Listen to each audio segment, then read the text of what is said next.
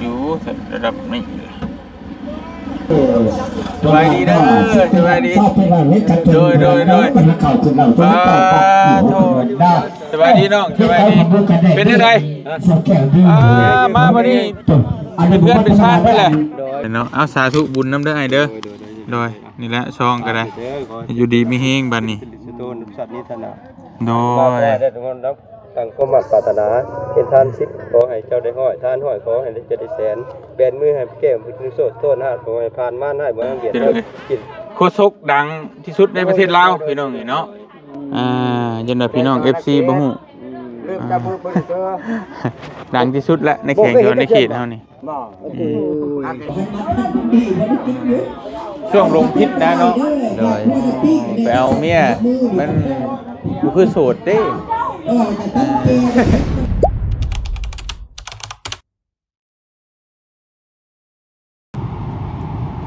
ไปพี่น้องเอ้ยมื้อนี้ทางบ่าวเตียงเองก็สิเดินทางขึ้นไปบ้านสร้างแก้วก่อนพี่น้องเนาะป้าบ่ได้มาเสร็จนี่จะโดนเติบแล้วนะพี่น้องเอ้ยเกือบลืมล่ะแต่ก่อนก็เที่ยวมาดูทางเส้นนี่นะพี่น้องเนาะ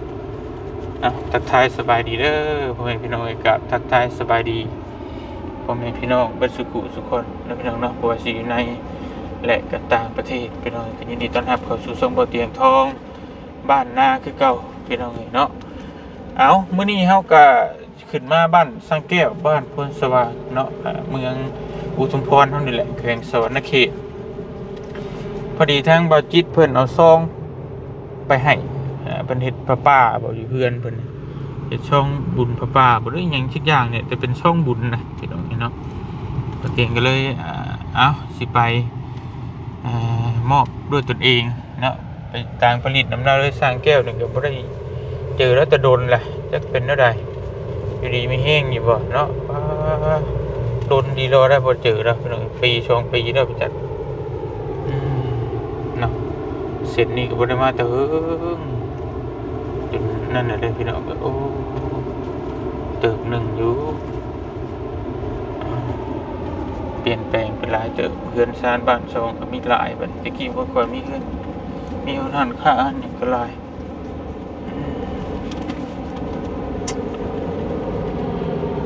ตะกี้ก็มาดูอยู่ทางสิน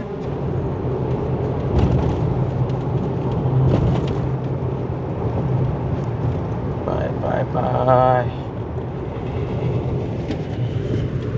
พี่น้องเอ้ยเดินทางเดี๋ยวสิค่ำสิมืดจักเพิ่นเฮ็ดอยู่ไส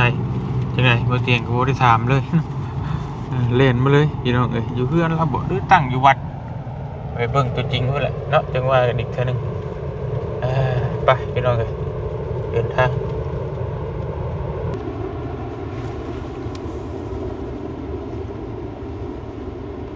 ฮอดแล้วพี่น้องเอ้ยเนาะนี่สิได้มีกิริอยู่เป็นไรเพื่อนแล้วใช่ระบาดจุวัดบ่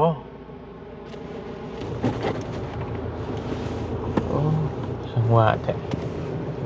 โทรทำบัจิตกันเด้อพี่น้องเอ้ย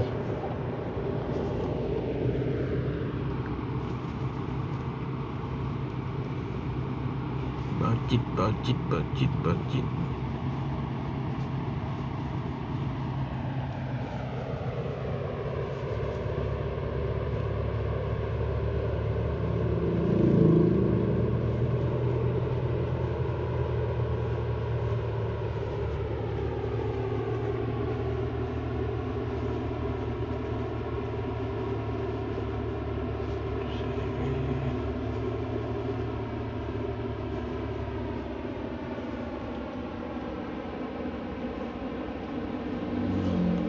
จวด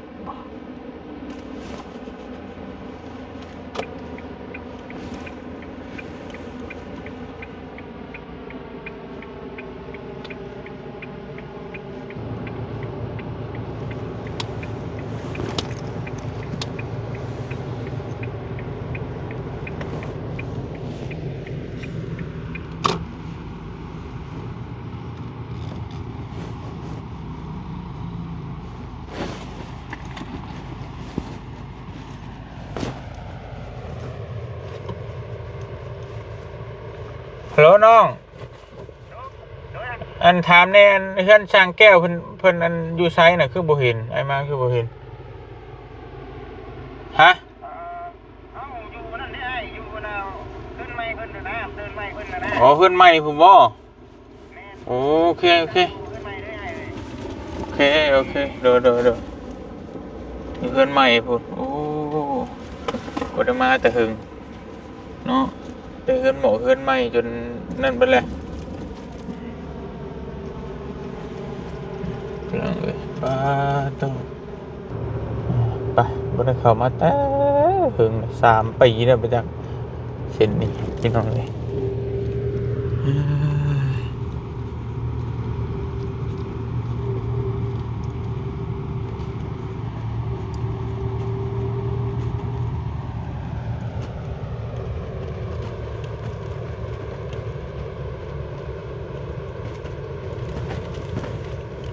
จิกจัก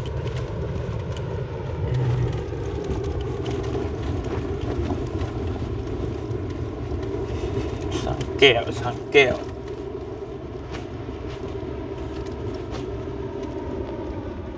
เนาะมีทุงนำไปอยู่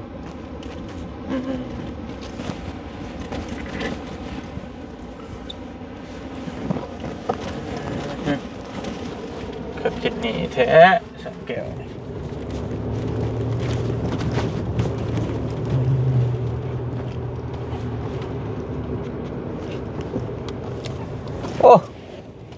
โอ้เต็มเลยมีคนขายพุ่นนะโอ้ธรรมดาเว้ย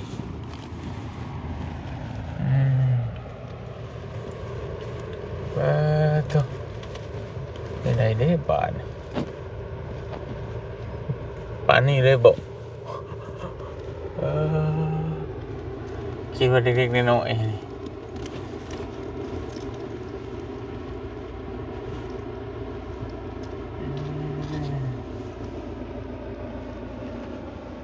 ที่มีหมุดจอดรถอยู่ตรงนี้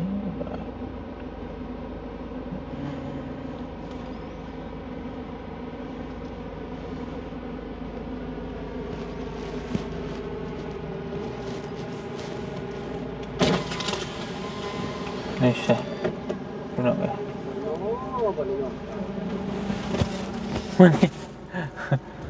โอ้ยเนาะถวยทอง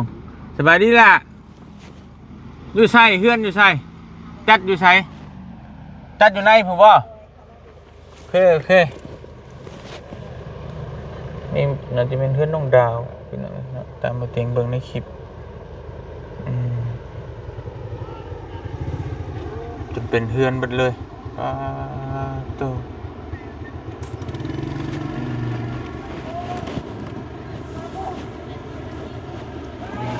ขายไปนี่เลยเหรอใหญ่เติบเลยใหญ่เติบอยู่แต่ระดับนี้เลย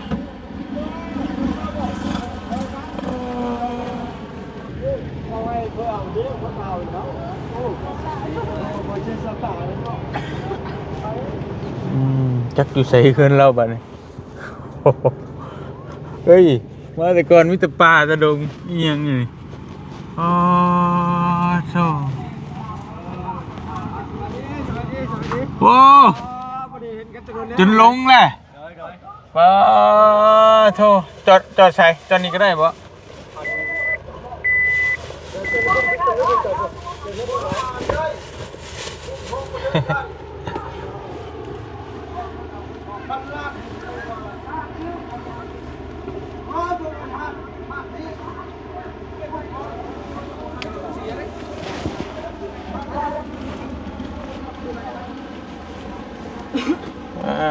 โธ่เป็นยังไง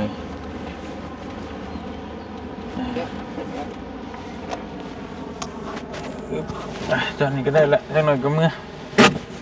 ไปเป็นยังไงโอ้ยเนาะโอ้ คนดังก็มาสบายดีเด้อสบายดีโดยสบายดีน้องสบายดีเป็นยังไงมาพอดีเป็นเพื่อนเป็นชาติไปแหละโอ้ พอแกเพียงหน้าเนาะติดตามลูกกันมาพร้อมเนาะอันนี้เป็นอีก โอ้แม่นบ่มาตั้งมางานนี่บ่ ถูกว่าเนาะสบายดีล่ะ โชคดีป่าสามัคคีเนาะมันธรรมดาได้เนาะวันนี้ฉันเด้อเพื่อปลอดภัยกับบ้านตามบัตรตามมือป่าสามัคคีของเสียพวกแก้วเนาะพลันเนาะเฮ็ดได้ไดอยากเติบได้พลันเนาะแป๊บนึงก็ได้ป่ะแป๊บหยุดกันแป๊บนึงโอเคพ่อกันพี่เลยพ่อกันไปชิมเอาเวียกนี่มาเท่าไหร่เนาะให้โคชกดังนี่ว่านี่แล้วเป็นได้ไรมากได้ไรคือว่าเฮ็ดได้เฮ็ดประปงผมป่าก็คิดตั้งใจไว้ตั้งใจว่าคิดว่าเฮ็ดเพื่อนน้องๆแล้วบ่คิดว่าจะเฮ็ดก็สาเหตุจะเฮ็ดนี่ก็พวกคนในครอบครัวของอ้ายเองนี่ก็มีแต่คนจะเจ็บจะเป็นจะได้น้องตัวร้องท้องเจ็บจะได้อันอ้ายเจ็บจะได้อันป้าเจ็บจะเลยจะมีแต่เจ็บแต่ไข้เลยแหละขึ้นไปเลยจนนั้นน้องดาวมาในน้องดาวสบายน้องดาวนี่ก็คือลูกชายคนผู้หนึ่งครับเที่ยวแต่เจ็บแต่ไข้ตลอดวันนี้ก็ไปใส่สโลมเป็นได้ไดเนาะคือว่าแล้วจะว่าคิดว่าโอ้สิ่งนี้ต้องมีเกินบุญเกิดขึ้นตั้งแต่วิทย์วางไปอันนี้เจ้าตั้งใจจะเฮ็ดเองติโดยโอ้ตั้งใจกับพร้อมยะครูกับเสนอยะครูว่าเฮ็ดเลยว่าเฮ็ดเลยสิหัวมือนำชาวบ้านก็หัวมือนำอยากให้ประตูคงแล้วแน่เพิ่นว่าจิตใจแต่อยากให้ประตูคงเลยเข้าไปปัดมันใหญ่เพิ่นว่าเฮ็ดแล้วรายได้จากการเป็นโมทนาสาธุบุญนำเนาะพี่น้องเอ้ยอันเพื่อนชั้นน่ะเพื่อนไผนี่ใช่เพื่อนเจ้าหลังใดอันนี้บ่ป้ามาก็แต่ยังมีป่าเนาะบ่เตียงมาแต่ก่อนน่ะเป็นป่าเป็นมีแต่ป่าพี่น้องเอ้ยมาบัดนี้เป็นเพื่อนเบิ่นแหละหลังนั้นเพื่อนน้องหลาอันนี้ถวยทองน้องหลา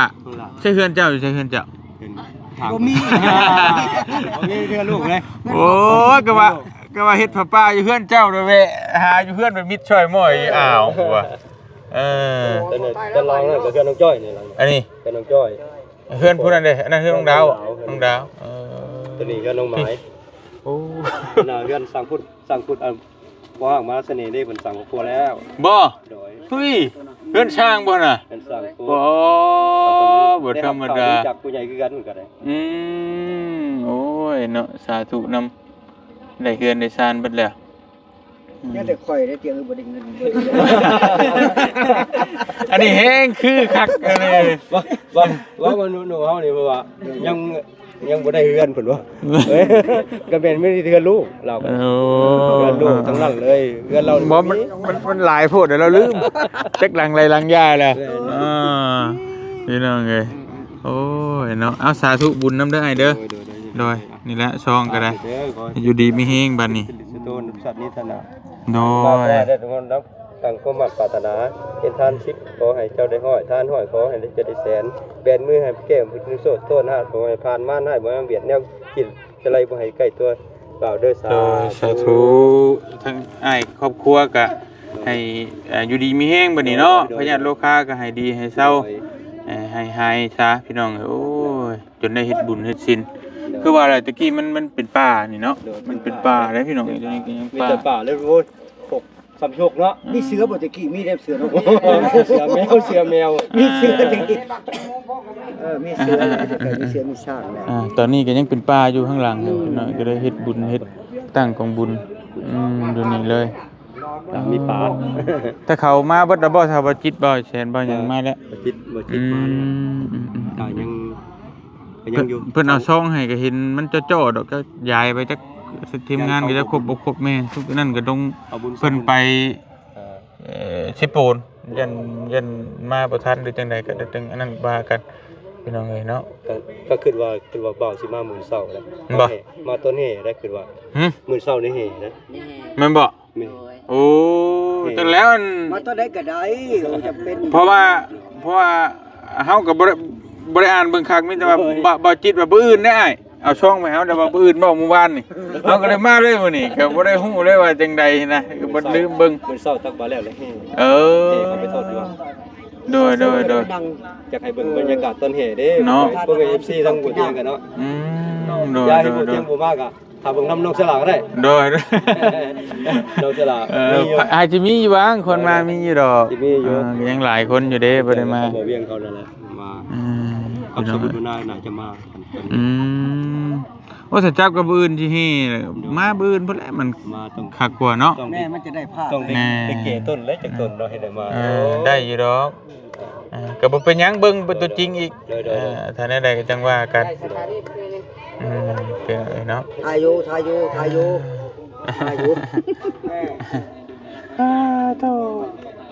สาดหูสาดตาเนาะจัดอยู่พี่ก็ได้พี่น้องเอ้ยคักอยู่ตรงให้ตรงหน้าพี่ ส่งความดีได้ ดี ย่านแต่ไฟเขาเลย16ป้ออันเครื่องตู้ก็จะออกมานี่ไฟสองสายนี่นะ พออยู่แล้ว ฮอดอยู่บ่ โดยสายบนฮอดอยู่แล้ว ฮอดแต่ว่าย่านไฟมันบ่ถึงเครื่อง เฮาก็ดึงมาโดยสมองดึงมาจากโมเบกเลยพาหนึ่ง เพราะว่าผ้าหนึ่งบ่มีไฟใส่เลยมีแต่เฮาใส่เพียงผู้เดียว โอ้ไกลบ่จังนี่ไกลบ่ ประ หม มาณ กเบง 500เมตร ได้อยู่ได้อยู่เอา4เส้นมาเลยแต่ว่า บ่แล้วไฟสองสาย สองสายหนึง 3สาย ของ4สายเลยเด้อ ก็คิดผิด ต้องเข้า4สาย ที่แม่นว่าเพิ่นเว้าตอนหน้าเห็นว่านิ่งสีซ้ายแหละตึกอีกมื้อนึง นี่ บ่แล้วคิดว่าโอ้เงิน ใส่แห้งแล้ว เงินน้อยอยู่ซิก่อนก็เลยเอามาเพิ่นว่ายันว่าไงอยู่บัดนี้ โดยแนวมันแหละ อย่ามันได้ก็ถ้าเอามีดึงมา บ่คิดว่าเจ้าก็สิฮู้หมู่จักกับคนดังเนาะ โดย โอ้เป็นหมู่กันพร้อม ป้าเธอบ่ธรรมดาไอ้แก้วพี่น้องเอ้ยเฮาคิดว่าครั้งแรกคิดว่าเรามางานมาหยังไดแต่ก่อนแต่ว่าต้องหาเดียวเวทีบ่คือบ่เห็นวิธีแต่เก่าเรามานี่ต้องมีวิธีใหญ่ หาว่าคันบ่ฟ้ามาหวดแม่นเด้อบ่ตั้งกองผับป่า ๆ เพลงกัน เขา เขา ก็ ก็ เล เลย ย เบิ่ เบิ่ ง ง ตาล่างนี่ก็ว่างเกือบเจือ โดย ว่างได้ดิประมาณบางดึกๆนี่ก็สิไปอาบสะพรบ่ได้มีเงินพี่น้องเสร็จบุญแจกข้าว โอ้ พี่น้องมาซื้อเครื่องเต็มรถเลยจอดอยู่ครับ โดย บ่จักสิ้นบ่จักใครมาซื้อน้ำก้อนอยู่บ้านไอ้แหละโคอยู่หั่น พี่เลยเนาะไปทางนี้เลย โอ้ไปแล้วมันขี้ฝุ่นหลายพี่ที่ โค้งคือเก่าเนาะ มันแล่นรถมันจะสะดวก แม่น ประมาณเด็ดแบบประมาณ10:00 น 10:00 นก็กลับ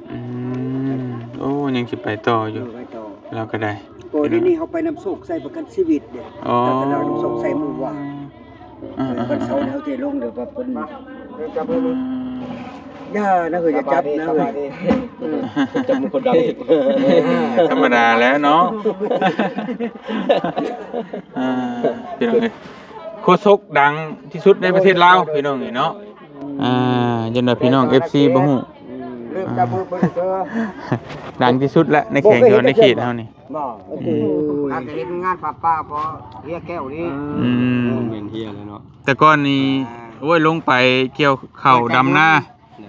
พังวิทยุกับพังกับเล่านี่แหละว่าโอ้ยเนาะ ฟังเนาะ โอ้ยเดี๋ยวนี้ก็ยังดำเนินได้การปกติอยู่เนาะ โอ้ไม่ได้ไปใช้ โดย ผมบ่ให้อึดคนบางซื้อไว้อีกซื้ออายุเนาะจะไปใช้กินเก่า อึดโคชกบ่ เขายังซื้ออายุบ่นั่นซื้อคนรอกซื้ออายุไว้ไว้ตัวเต็งเขาเอา ตัวติ ตัวเต็งให้กับมวยเนาะตัวเต็งเนาะคนก็มื้อเกินอยากกินก็30ตาย ว่าดอกสิไปไว้แท้เฮาก็30ได้นี่ใกล้ได้เฉินเนาะญาตินี่ว่าอันนี้ก็ได้ พี่แต่นั่น เสื้อเพิ่นนั่งตั้งกินข้าวกินน้ำก็จะมื้อ ผู้ได้มีที่อยู่ทั้งคนแล้วไปงานสัตว์มาปุ๊บ นั่นแหละคำว่าเพิ่นบ่ได้เฮ็ดได้หยังก็นั่นก็ได้บ่เป็นหยัง เฮ็ดอยู่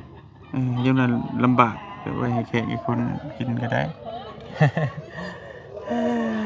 บ่มีหยังก็นำควรนี้ดี โดยไปนั่งน้ำจักเล็กจักน้อยป่ะขอเป็นสิริมงคลเป็นเกียรติ เขาสิอ่านเนาะนี่เขาสิอ่านเพิ่นใส่ชื่อให้คะแนนดี โดย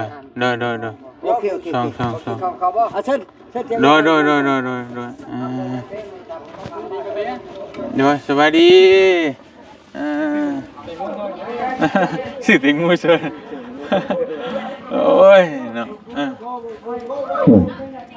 เราต้องเอาแห้งด้วยเด้อเอาไปช่วยก็ได้เราต้องเอาแห้งเอาสีแดงๆ สวัสดีแม่โอ้ยไม่ได้เจอกันจะโดนพอดีมีแห้งอยู่ เอา บ่ คำเติบแรงเติบก็ได้เด้อพี่น้องปอกไปบันใจสำเร็จภารกิจ แม่นก็เพื่อไปเวียกมา ไหนบาทนี่ได้แต่ว่าน่าใช้ได้แต่ว่าตู้เขานี่แหละมันดังบ่ฮอดใส่แหละมันดังแต่อยู่ในขอบเขตเพื่อนเขานี่แหละดังสุดไหนก็ดังสักนั้นเลยก็ถือว่าวันนี้ได้มีโอกาสเวลาได้มาห่วงในงานบุญป่าสามัคคีทางไอ้แก้วเนี่ยทางผมว่าเพลงแน่โทรไปหาหลายมือแล้วเป็นข้าตลาดกระดังโจ๊กเดือดจนมาชิวันมาเลยละอยากว่ามันคาก็เลยว่าจบเจือเมื่อกี้นี่ก็มีท่านเพียงทองพร้อมด้วยคณะครอบครัว โอ้ยให้ก็ได้ซื้อเตียงทองไฟกระดับพร้อมโพดโพนั่งอยู่โต๊ะนี่ก็ได้ปะ โอ้เอาตัวอื่นก็บ่ได้เนาะ นั่งอยู่โต๊ะนี่ก็ได้ปะเห็นว่านั่งนี่ก็ได้แล้วแล้วก็นั่งสิอ่านซื้อพี่น้องโอ้ยเนาะเราเงียบจ้อยโอ้ยเอาเดี๋ยวนั่งอันนี้โมทนาบุญนำไอ้แก้วจักเล็กจักน้อยพี่น้องเนาะก็ช่วยหน่อยก็เมื่อโอ้ใช่ว่าแล้วผลงับเลย โอ้ยมันมาที่มาทำไว้งับกุ้งเติมหรืออาหารตัวใดก็ได้ตัวใดก็ได้ แถวตัวอื่นช้า เอาตัวอื่นซะเพราะว่ามันอะไรน่ะเอาของลงจ้อยก็ได้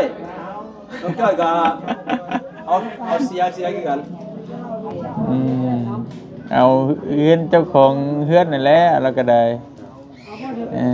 เราก็เป็นยังเพราะว่าน้องจ้อยน้องไม้ก็ถึงกับอันไอ้เองนะตัวมัน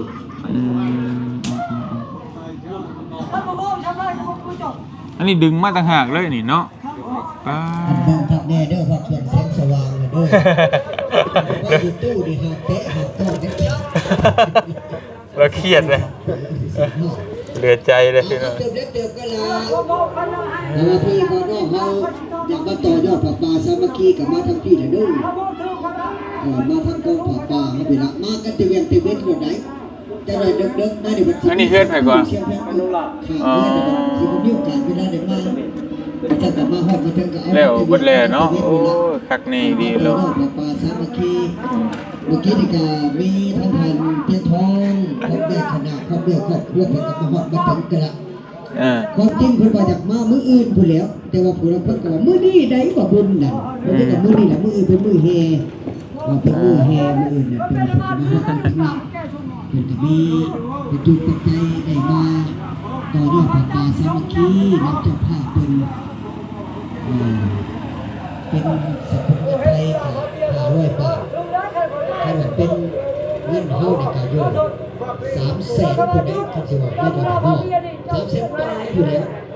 เพราะว่า1,000นี่ก็600,000 600,000กู้อ่ะ600,000กู้เอาหาเด้อแม่เด้อนี่ทางญาติพี่น้องเพิ่นก็มาแล้วได้มีหมอนแน่ได้มีขันเงินแน่มีประจุปัจจัยอยู่ทั้งสิ้นว่าเพิ่นก็เพิ่นจดไว้ถ้าว่าเพิ่นจดไว้ก็เพื่อจะได้อ่านออกตู้ให้เพิ่นอยู่เอาทยอยกันมาแล้วเด้อทางเอ้ยทางอ้ายว่าเด้อเจ้ามาแล้วก็มาต่อยอดผ่าปลาแล้วก็กินข้าวกินปลาทางกระเพาะเพิ่นรับแล้วก็คอยเลาะซื้อเครื่องซื้อเขียงถ้าว่าบ่มีธุระป้ากันแต่เราก็มีตู้เปิด เพิ่นขายพี่น้องเนาะขายเครื่องขายของ แบบเป็นบุญเลยนะคักนี่ดีแล้ว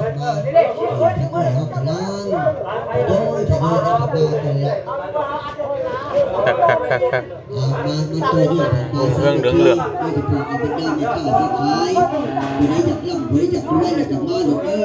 มานั่งพี่ก็ได้มานั่งน้ำเฮา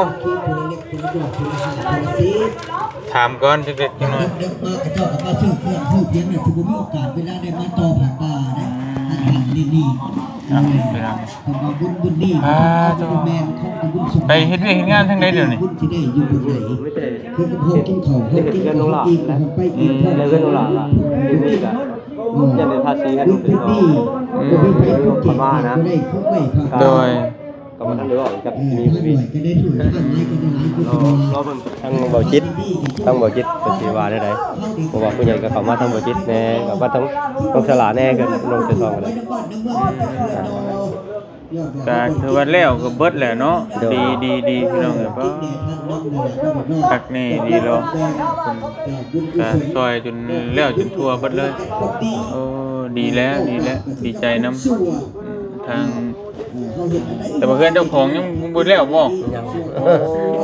เฮ็ด ยัง ได้ บ่ทันโบก เฮ็ดให้ลูกกันเต้าก่อนเนาะ เดี๋ยว ดีแล้วบ่ได้เจอกันช่วงปีแล้วมึง ปีกว่า ปีเพิ่ม เลย มาอย่างไรก็ยังบ่ตุ้ยยังคือเก่าอยู่โอ้ยยังจ่อยแก๊กๆอยู่นั่นเอ้ยเฮ็ดงานหลายบ่มีเวียกหนักบ่ได้ลูกได้เมียแล้วบ่ยังทั้งหลายได้ละยังอยู่แล้วยังโสดหมดเลยนี่เนาะใครจะได้ยินว่าเอาเมียว่างั้นท่านเอาวะ เอาเลยเอาลอง เฮ้ยลองมึงมีชื่อ ลองมึงมา ก็ปานลองรถเนาะก็ว่าอยู่อ้ายได้ยินก็ว่าช่วงนั้นก็ว่าเป็นผู้ใดผู้หนึงนี่แหละเอาเมีย ได้แต่3เดือนก็ส่วนกันปะ ส่วน เด็กน้อยสมัยใหม่ บ่ได้3เดือนนั่งลงก่อนชวนกันปะเลย ส่วนกันปะกัน เฮ็ดคักแท้มันเป็นได้บ่จักเลยเอาบ่ได้ยังบ่ปะไปไผไปมันนี่สิบ่ ต่างคนต่างไปโดยประเด็นยังเลยนะประเด็นปรับไหมกัน บ่ได้เฮ็ดหยังมือเสือแล้วบ่ได้เฮ็ดหยังนี่อย่านะ ว่า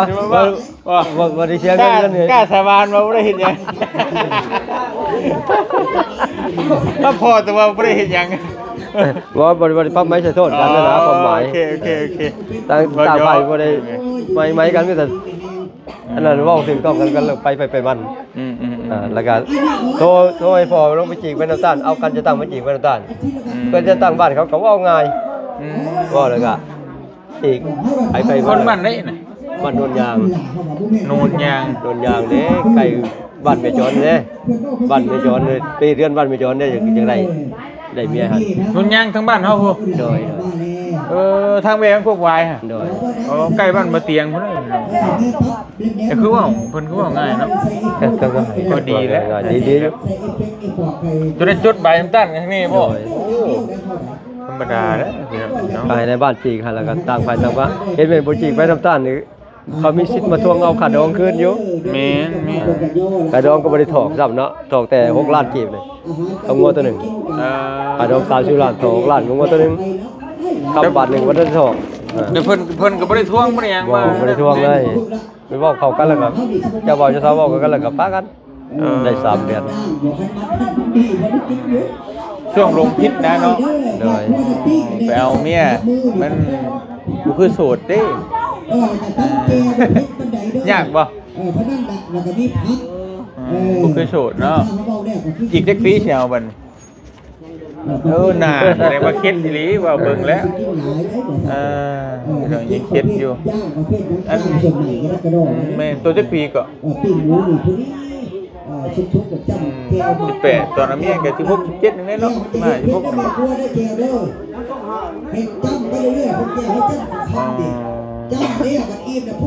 กระบะเนาะเด็กหน่อยเอาเมีย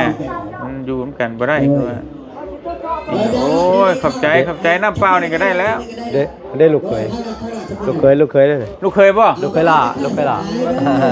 ได้ลูกเคยนะ ลูกเคยล่าเขา บ้านไหน บ้านนักเก่งนักเก่งนี่อ๋อใครอยู่ใกล้ ผู้พ่อของน้องวีเด้น้องวีของน้องสาวของน้องแต่ทองลูกเคย ๆเอาเลยหน่อยๆกันเนาะบ่ธรรมดาจะเฮ็ดคือลุงเด้อเด็กน้อยเอากันปู๊บ่ไหวแล้วพี่น้องเอ้ยนี่อยากร้องเลย3เดือนป้าเอาไว้เด้เฮ้ยได้ลูกเด้ ตัวได้ลูกแล้ว ได้ลูกแล้วอยู่ด้วยกัน ร้อยดิจ้ะ ได้ โอ ลูก เค แล้ว ดีแล้วฮักเพลงกัน ได้ อายุจักปีเลยน้องอายุจักปีน่ะใครอายุแต่ใหญ่แล้วใหญ่แล้วที่สิบ่เป็นหยังดอกพี่น้องเอ้ยเอามีแต่ในนั้นแล้วบ่เตียงก็นั่งลิ้นน้ำโอ้ลมน้ำไอ้แก้วจักเด็กจักน้อยก็กลับดอกเพราะว่าทั้งอ้ายเพิ่นก็เฮ็ดบุญพระป่าลงไปทอดอยู่วัดเองเนาะวัดเจ้าของเองเนาะ โดย ลงไปทอดอยู่วัดอีกเลยพี่น้องเนาะ เป็นเมืองนั้น เพราะว่าเพิ่นว่ามันบ่ดีบ่งามมันมีแต่คนเจ็บคนเป็นว่าซั่นก็เลยว่าอ้ายเพิ่นได้เฮ็ดก็ดีเป็นสิ่งที่ดีแต่ว่าอย่าลืมได้ปิ้งหมู เอาบุญ น่ะเด้อ เอาสิน ซุปกระบอก ดีพี่น้องเนาะ เฮากับพ่อค้าขายบักโม่เดี๋ยวสิพากันกินเลย ทำได้จับไม้แล้วก็ยาวเลยตก ว้าวแนวหมักเนาะ มาก แนวหมักได้ จับเพชรประเดี๋ยวโยก โอเคซั่นบ่เตียงก็ขอตัวจบคลิปไปเพียงเท่านี้ก็จะได้ก็ โดย สาธุบุญนำเด้อเด้อให้ได้บุญได้กุศลหลายๆเด้อ สาธุ เป็นนั่งดินน้ำไอ้เพิ่นจักเด็กจักน้อยก็กลับเอาอยู่ดีมีแห้งบัดสิผู้ทุกคนผู้ใดจะมาร่วมงานเฮพระป่าบ่อื่นมาได้ อยู่บ้านพ้นสว่างเมืองอุทุมพรแขวงสวรรณเขตเนาะมาเตียงก็บ่ได้มาตั้งแต่โดดๆมาตั้งแต่อันนี้ยังเป็นป่าอยู่อันนี้ก็เป็นเดินดินเฮตะกี้น่ะไม่ใช่หนองนะมีหนองตะกี้เนาะ โดย บัดนี้เป็นชำนักหมู่บ้านหนึงเลยพี่น้องโอ้ บอกว่าได้ไหน ครับ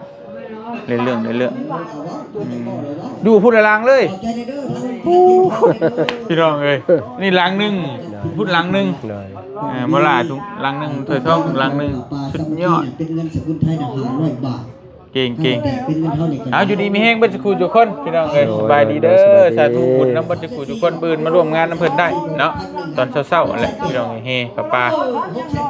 ป้านั่งดินน้ำไม้เพิ่นเล็กๆน้อยๆก็กลับก่อนบ๊ายบาย